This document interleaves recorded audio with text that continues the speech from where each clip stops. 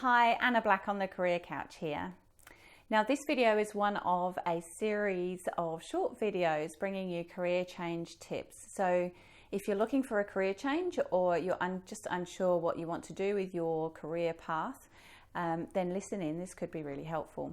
Today I want to talk about the perils of career assessments. And what I mean by career assessments is any kind of quiz or online test that you can take to help you decide what career is best for you. Now, there are two problems with assessments. I use assessments and I use a range of different assessments. I use 5 in my career change program. So I'm not anti-assessments, but there are two dangers of using assessments that I just want to highlight to you now. So firstly, one mistake I see people make is taking one assessment and expecting one assessment to give them all the answers, okay? Now, when we look at career change, as I've talked about in some of my other videos, there's actually 4 different areas that we want to be thinking about. So we want to be thinking about what tasks do you like doing? You want to be thinking about what environment do you prefer to work in? What's your field of interest? So what topics are you interested in? What type of industry you might want to work in? And finally, what motivates you? And it's really important to think of all 4 of those areas, and at the very, very least, thinking about the tasks that you want to do and the field or environment or context that you want to go and do that in. So really important to look at many different aspects, of a job or a career before you make a decision. Now, one of the problems with assessments is they very often just look at one of those different dimensions. So they might look at personality or interests, and then try and make an assessment of what you're best suited to based on that one factor. Okay, and that can be really limiting. As you can imagine, if you make a decision based on your interests, then it might be that, well, the tasks that you would be doing in that job just don't fit your personality, or you just don't enjoy them. So that would be a bad fit. Okay, so important to think about all those different areas, and that's why I use a range of different assessments when I'm helping people make career decisions. The other danger of with career assessments is expecting or letting them put you in a box. Okay, so going into an assessment thinking I've got to figure out exactly which of these options I am. Am I if you're doing a Myers-Briggs type, am I an INTP or an ESFJ and being desperately wanting to find the answer and the one box that you fit in.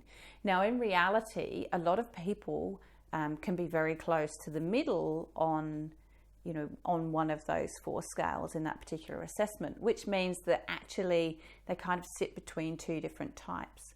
Or it might be on a different assessment. If it's an interest-based assessment like Holland's, then it might be that you're very close on 2 different factors. Everyone's unique, and no person can be, completely defined by the description that's placed on one of the profiles from an assessment. So when you're taking assessments, if you're taking assessments, then don't get obsessed over finding the right answer or the box that you fit in at the end of the day. If you do, then fine. If not, don't worry about it. If you sit between 2 or you're a mixture of 2 or 3, it's absolutely fine.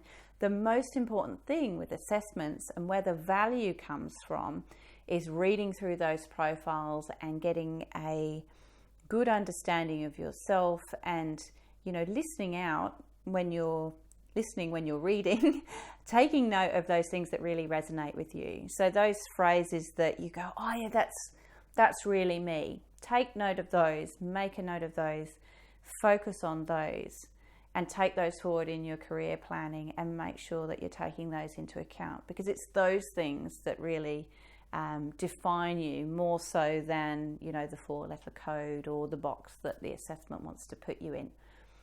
So use the assessments to learn more about yourself and inform your career decision making, but don't rely on it to give you the answer. You're this type, therefore you're perfectly suited to do, this or this. It doesn't work that way, and it's dangerous to do that. I'll give you an example. So when I went through an assessment when I was in high school, I don't even, know what it was, but it told me that I should be a high school teacher.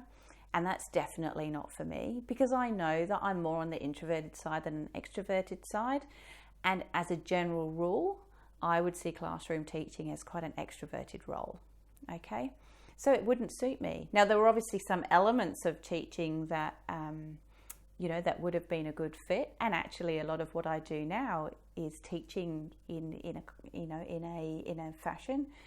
But being as a high school teacher, if I'd taken that advice, then I would have gone way off track. Okay, and that happens all the time.